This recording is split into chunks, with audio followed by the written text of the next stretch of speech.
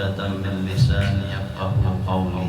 اللهم صل وسلم على سيدنا ومولانا محمد صلاة تخرجنا من ظلمات الوهم وتكرمنا بنور الفهم وتوضح لنا ما أشكل حتى يفهم إنك أنت تعلم ولا نعلم وإنك أنت علام الغيوب.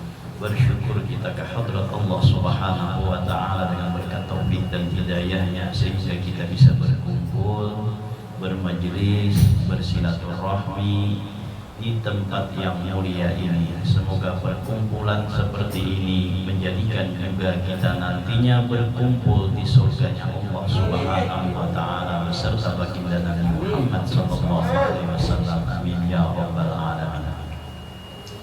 Yang sama-sama kita muliakan Al-Habib Ahmad Al-Habsyi, Al-Habib Fauzi Al-Habsyi, Al-Habib Ibrahim Ba'ud, Al-Habib Abdul Saleh Al-Habsyi, Al-Habib Abdul Qadir Al-Habsyi, dan Al-Habib Husain Segaf yang sama-sama Husain Al-Gab yang sama-sama kita hormati, Shahibul Majlis Haji Junai, Haji Syamsuri, dan seluruh keluarga hadirin wal hadirat rahimakumullah. Kita teruskan pembacaan kitab Hidayatus Salikin. Qala al-musannif rahimahullahu taala wa nafa'ana bihi wa bi ulumihi fid dharain amin. Dan jikalau ada lebih waktumu daripada mengerjakan yang demikian itu, maka tiada mengapa bahwa engkau masyghul dengan menuntut ilmu fikih. Kalau sudah kita tuntung belajar tentang ilmu fardu ain, itu semalam diantaranya ilmu yang memberi manfaat bagi kita pada akhirat. Nah, maka waktu yang tersisa antara selesai melaksanakan sholat duha menunggu waktu zuhur, nah maka itu kita gunakan boleh untuk menuntut ilmu fikih. Untuk apa fikih ini? Supaya engkau ketahui dengan dia masalah yang nadir, yakni yang sedikit diamalkan pada ibadah, dan supaya mengetahui engkau akan jalan mempertengahi antara manusia yang berbantah-bantahan pada ketika mereka itu berhadap kepada syahwat mereka itu. Jadi belajar ilmu fikih supaya mengetahui sesuatu yang jarang yang diamalkan di dalam ibadah, ataupun untuk menengahi antara orang yang berbeda pendapat, yang berselisih, dan bahkan yang berbantah-bantahan.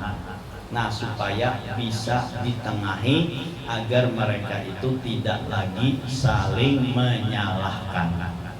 Karena fikih ini ilmunya luas. Fikih ini ilmunya itu kada tetap atau pasti, karena fikih ini adalah hasil daripada ijtihad para ulama. Nah, sehingga dari hasil ijtihad ini ada satu ulama ijtihadnya seperti ini, ada ulama berijtihad seperti ini, dan lain sebagainya. Lalu terjadi di situ perselisihan antara dua orang ini. Nah, maka nambah isi ilmu fikih, nang paham ilmu tadi bisa memberikan dan menyelesaikan jalan keluar agar mereka itu jangan lagi saling berbantah-bantahan. Itu tujuan di dalam menuntut ilmu fikih. Nah, jadi karena fikih tadi luas dan kontemporer, ya kan? Fikih itu menyesuaikan dengan zaman. Satu zaman dengan zaman yang lain itu bisa berbeda hukumnya. Kenapa? Karena hukumnya dari segi ijtihadiyah, yaitu adalah segi dari pendapat-pendapat para ulama. Lain hanya dengan fikih-fikih yang seperti misalnya rukun sembahyang, cara sembahyang, cara wudhu. Nah itu sudah apa namanya, sudah tetap nangka itu sampai hari kiamat. Nah kayak itu paling perbedaannya sedikit saja, paling perbedaannya sedikit. Tapi kalau dari masalah di luar daripada ibadah, nah itu perbedaannya banyak dan bisa berubah sesuai dengan zamannya. Kalau dahulu hukumnya orang Badasi itu haram dahulu, atau pakai topi pip tuh dahulu tuh dihukumi haram, dipatwakan haram. Karena apa? Karena nang memakai topi pip nang Badasi itu hanya orang-orang non muslim. Lalu fatwanya man tasyabbaha biqaumin fahuwa minhum. Barang siapa yang menyerupai satu kaum maka disamakan dengan kaum tersebut, digolongkan dengan kaum tersebut. Nah sehingga diberikan fatwa hukumnya haram.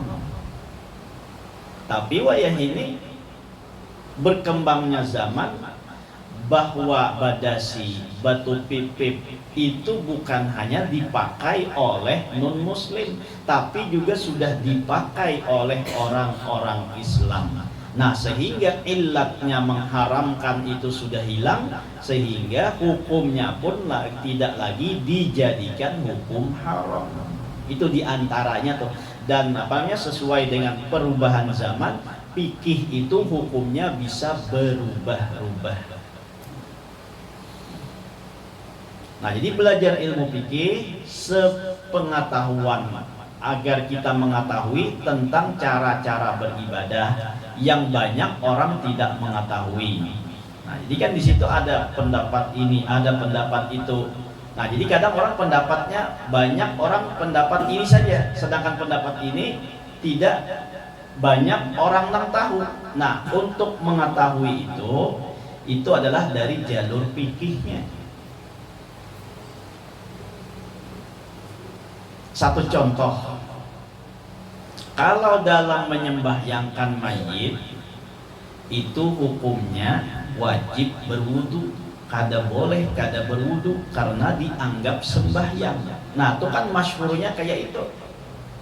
Tapi dalam satu pendapat ada yang membolehkan sembahyang fardu kifayah itu boleh kada pakai wudu. Nah ini jangan digawin, ini sekedar pengetahuan aja tuh. Jadi ada nang orang banyak nang tahu, tapi ada yang sedikit nang tahu. Nah jadi dari ilmu fikih ini belajar lebih dalam di situ. Nang orang banyak nang kada tahu sesuatu yang nadir tadi, yaitu yang sedikit diamalkan pada ibadah. Kalau menurut pendapat Asy-Sya'bi, Imam Asy-Sya'bi mengatakan bahwa sembahyang sembahyang jenazah itu tidak wajib pakai wudu, artinya sah. Bilanya kada berwudu menyembahyangkan mayit hukumnya sah. Tapi jangan diamalkan. Karena ini yang tentu diantara masih banyak lagi hal-hal yang banyak orang berpendapat seperti ini. Ada yang berpendapat lain daripada itu, bahkan lebih ringan daripada pendapat yang banyak orang mengetahui tersebut. Kenapa jadi boleh kada berwudu?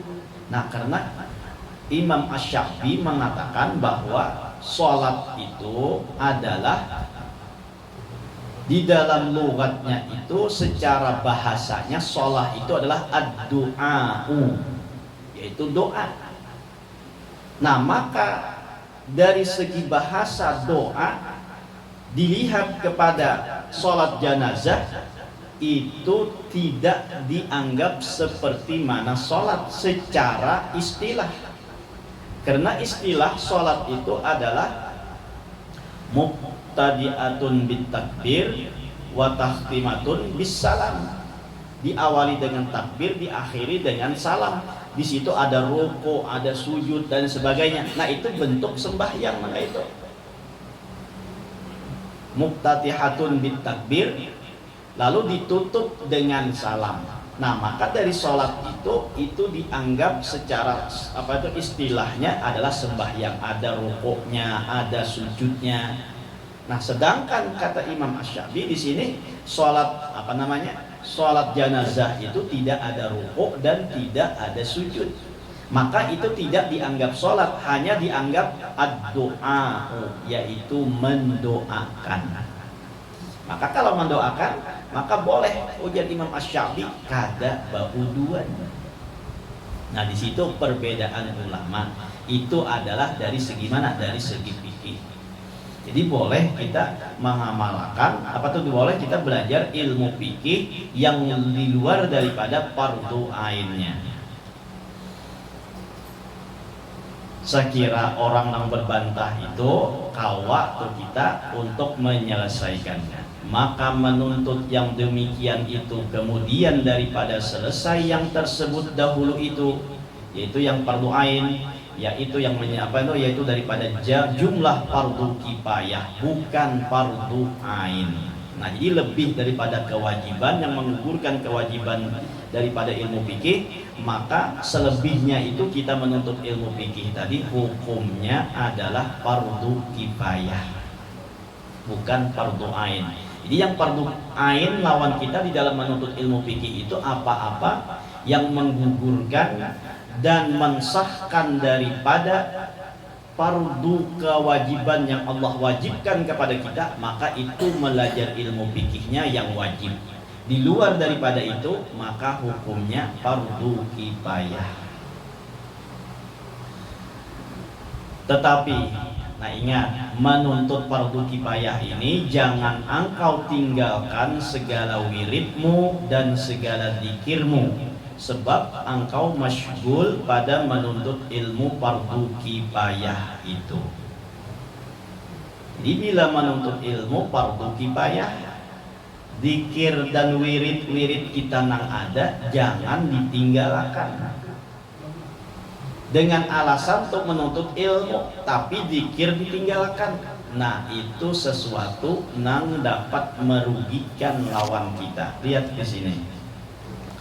Maka jikalau engkau segan pada mengamalkan segala wirid dan segala zikir dan ibadah, padahal gemar engkau pada menuntut ilmu fikih yang fardu kifayah itu, maka ketahui olehmu bahwasanya adalah bagimu syaitan yang bersembunyi di dalam hatimu. Nah, tuta masuk ujar musannif adalah tipu daya syaitan. Ujar syaitan cukup aja sudah nuntut ilmu itu, kada usah bawirid lagi, kada usah berzikir lagi, tuh nuntut ilmu tuh kan sudah banyak pahalanya. Nah, itu termasuk daripada tipu daya syaitan. Jadi beribadah tetap, zikir tetap, nah boleh bagi kita untuk menuntut ilmu yang lebih daripada fardu ain. Jangan sampai gara-gara nuntut ilmu fardu kifayah, nah tapi kada berzikir lagi, tapi kada berwirid lagi. Itu adalah termasuk tipu daya syaitan. Nah, jadi kita jangan meninggalkan zikir. Apalagi nuntut ilmu kada, berzikir kada, berwirid kada pulang. Nah, itu talalu narannya. Itu alahan lagi. Menuntut ilmu fardu kifayah aja tetap kita disuruhkan untuk berzikir dan berwirid, apalagi kalau kada menuntut ilmu napa-napa. Nah, maka harusnya kita tetap dengan wirid dan zikir. Ujar ulama, man laisa lahu wirdun fahuwa qirdun. Ujar Imam Abdullah Al-Haddad, man laisa lahu wirdun fahuwa qirdun. Barang siapa nang kada punya wiridan, nah maka inya tuh seperti mana monyet, seperti mana warik. Ayo, bila kada bawirid tuh kada berisi pegangan wiridan, nah maka orang tuh nang kaya warik. Man laisa lahu wirdun fahuwa qirdun. Nah, jadi kita harus ada pegangan berisi wirid. Makanya Imam Abdullah Al-Haddad ada wiridnya yang bernama Ratibul Haddad, atau lagi wirdul latif. Nah itu termasuk wirid-wirid juga itu. Ujar sidin bila kada daba isi wiridan nang ditentuakan, nah maka inyan itu nakaya warik, persis nakaya warik. Ayo, sifatnya ataupun apa naranya keadaannya teh. Mun dipadahkan warik sangit, ya bah warik aja sangit. Tapi sembahyang kada bawirid, segala macam kada bisi pegangan apa-apa tuh kada dan diamalkan. Nah itu persis seperti mana warik. Warik ini guring, kita guring juga ya udah sama udah. Nah tapi pun kita beribadah, kita ada wiridan, ada nang dilazimkan, nah maka kada sama lawan warik tersebut. Amun kada ada apa-apanya kita diamalkan toh. Itu ujar ulama, ujar Imam Abdullah Al-Haddad tadi nah kaya warik teman. Nah jadi kita harus ada wiridan nang kita pegangi. Paling kada wiridan nang kaya imbas sembahyang. Itu kan sudah apa tuh sudah disebutkan dalam kitab ini tuh. Itu kan wirid nang imbas sembahyang.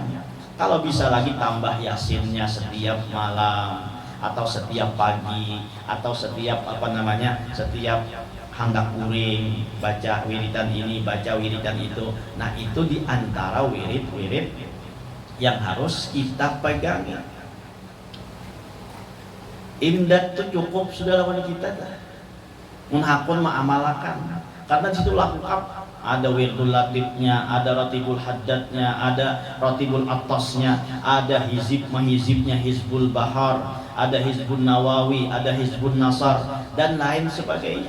Mungkin kita hakon toh memegang wiridan dari imdad itu kan cukup sudah.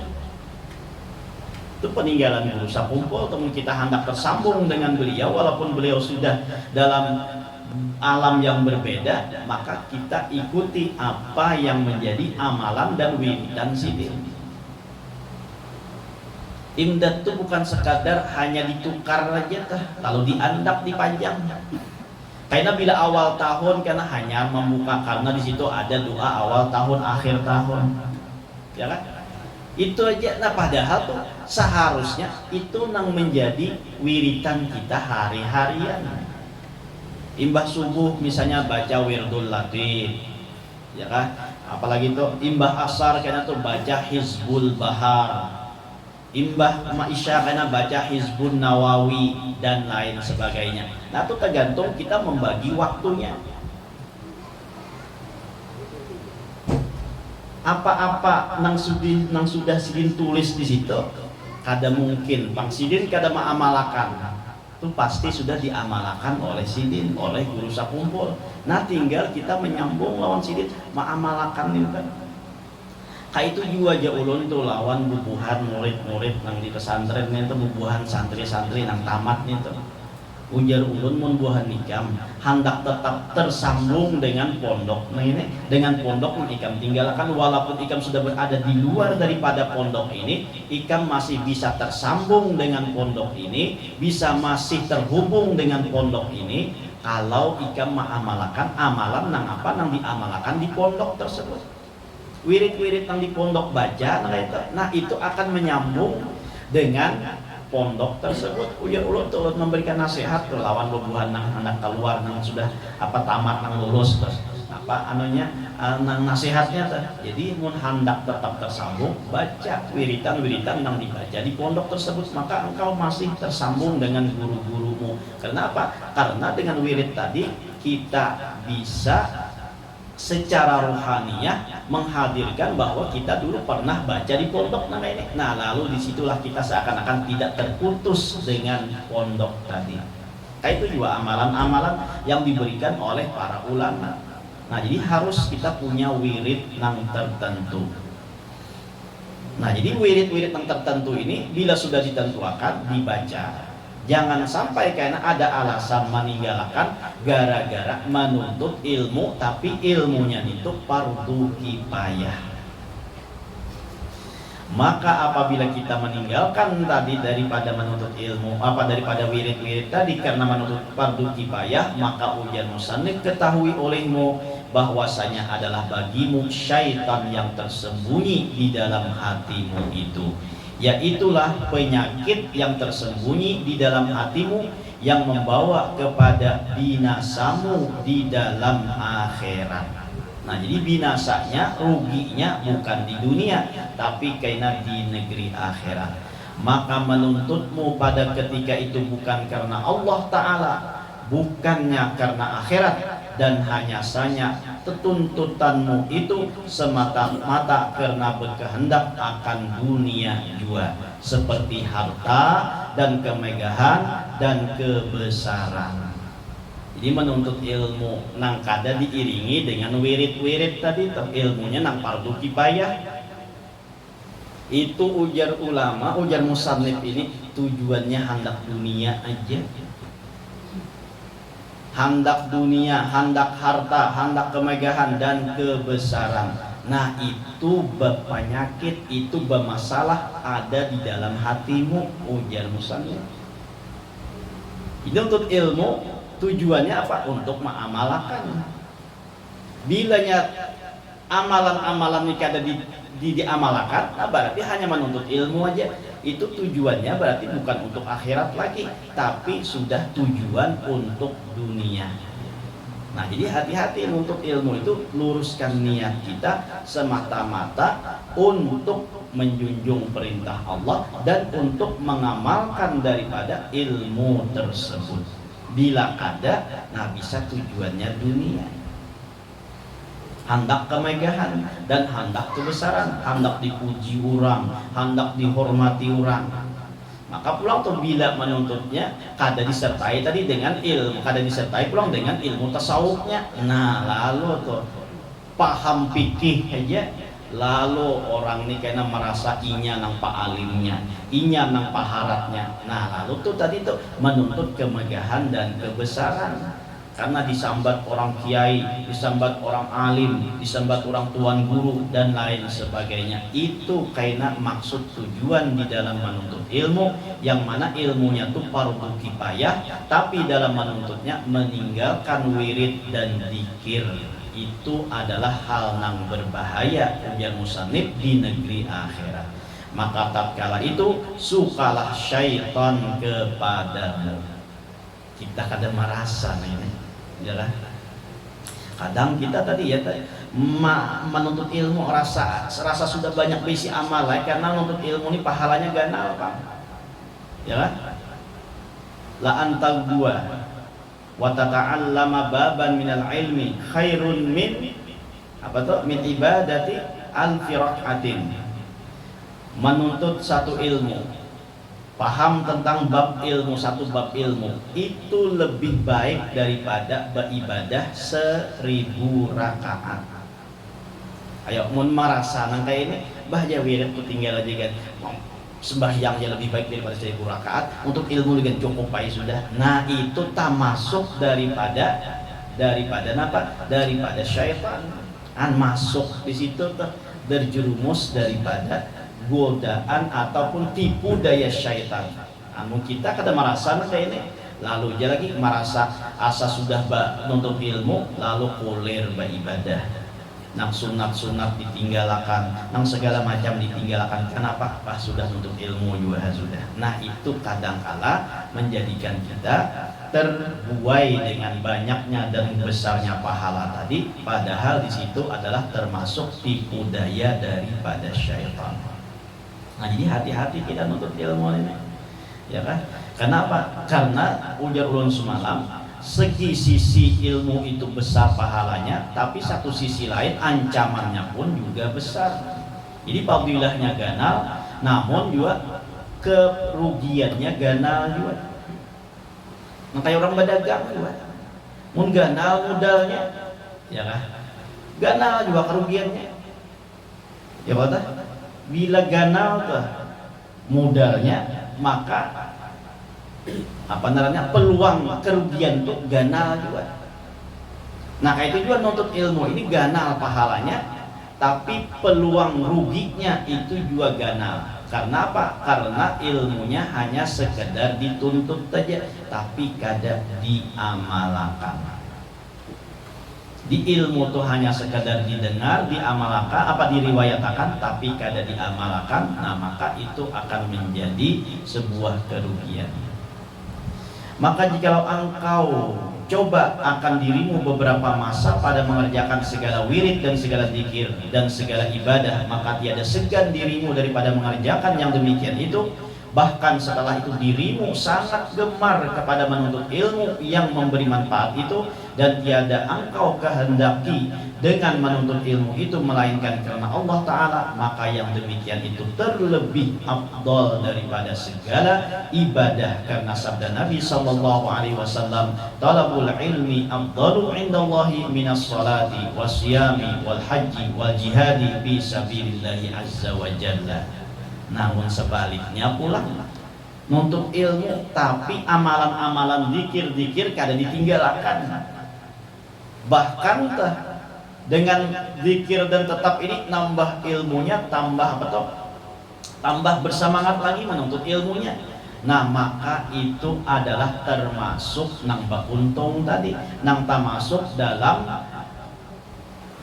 kelebihan menuntut ilmu, yaitu talabul ilmi afdalu indallahi minas salati wasyami wal haji wal jihadi fi sabilillah azza wa jalla. Artinya menuntut ilmu yang memberi manfaat itu terlebih afdal kepada Allah Ta'ala daripada sembahyang sunnah dan puasa sunnah dan haji sunnah dan perang fi sabilillah itu azza wa jalla. Nah itu adalah dari segi menuntut ilmu yang bukan hanya sekedar menuntut ilmu, tapi juga diamalkan dengan amaliyah yang tetap lawan kita. Nah kadang kita tahunya nuntut ilmu aja, beramal kenapa? Karena merasa nuntut ilmu itu pahalanya ganal, padahal bukan itu maksudnya.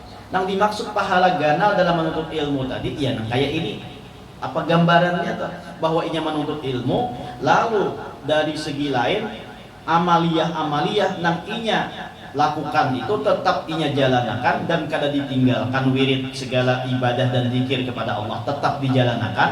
Nah itu yang baru dianggap kelebihan di dalam menuntut ilmu, itu lebih daripada sembahyang, daripada puasa, daripada haji dan jihad fisabilillah. Kadang kita beranggapan, oh jangan usah lagi puasa sunat. Kenapa? Lebih baik sudah daripada sunat menuntut ilmu, duduk nangka ini nasi tumat nih kan. Tidak usah lagi sembahyang sunat, ya kan? Cukup sudah. Nah itu tertipu narannya. Itu termasuk tipu daya syaitan jadinya. Bahaya kita sudah jadi nuntut ilmu ya, tidak usah kan sunat isya yang kita gawe ya. Kenapa? Ganal pahalanya sudah. Nah itu tertipu narannya nih tadi.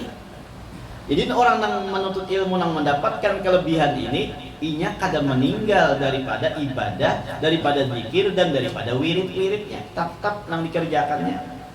Maka itu. Sehingga penerannya menuntut ilmu itu bukan hanya sekadar menuntut, tapi juga mengamalkan nang ada di dalamnya. Nah itu kelebihan dan keutamaan di dalam menuntut ilmu. Jadi waktu kita nang kosong, kita isi dengan menuntut ilmu. Jadi antara imbah sembahyang imbah sembahyang doha, menunggu sembahyang duhur. Nah itu waktunya masih lapang, masih luang, sudah juga tadi menuntut ilmu nang fardu ain. Nah maka boleh bagi kita untuk menggunakan menuntut ilmu fardu kifayah, yaitu menuntut ilmu fikih, yang mana ilmu fikihnya itu yang yang sedikit diamalkan di dalam ibadah. Nah sehingga orang banyak kada tahu tentang ilmu tersebut, lalu kita mempelajarinya, maka itu dibolehkan. Thalabul ilmi yauman khairun min siyami thalathati ayyam asyhurin. Nah ini pulang kelebihannya masih banyak. Nah kain aja kan bahasa kita sambung pulang. Jadi jelas bahwa di dalam menuntut ilmu jangan sampai kita tertinggal daripada wirid-wirid yang sudah ditetapkan. Wirid yang kita pegang jangan sampai kita tinggalkan. Nah kalau kita potong-potong kada apa-apa istilahnya toh, nang kada sing tinggalkan wirid ya kan, lalu pada sing wiridan lagi, nah itu nang kada dianjurkan. Jadi menuntut ilmu di samping itu tetap kita kerjakan enam menjadi wiridan kita dan ibadah kita. Nah sedangkan sini kita kada bersembahyang sunatan lagi. Nah itu kenapa? Karena menghemat waktu. Tapi di lain waktu kayaknya ya kan tetap kita melaksanakan sembahyang sunnahnya. Ya kan? Sembahyang sunat isya tadi kan kita di sini ada. Karena apa? Karena waktunya kita kan sudah kita kerjakan untuk menuntut ilmu. Nah tapi karena malam isuk misalnya kada dapat pegawaian, lalu kita jangan kada bersembahyang sunat isya.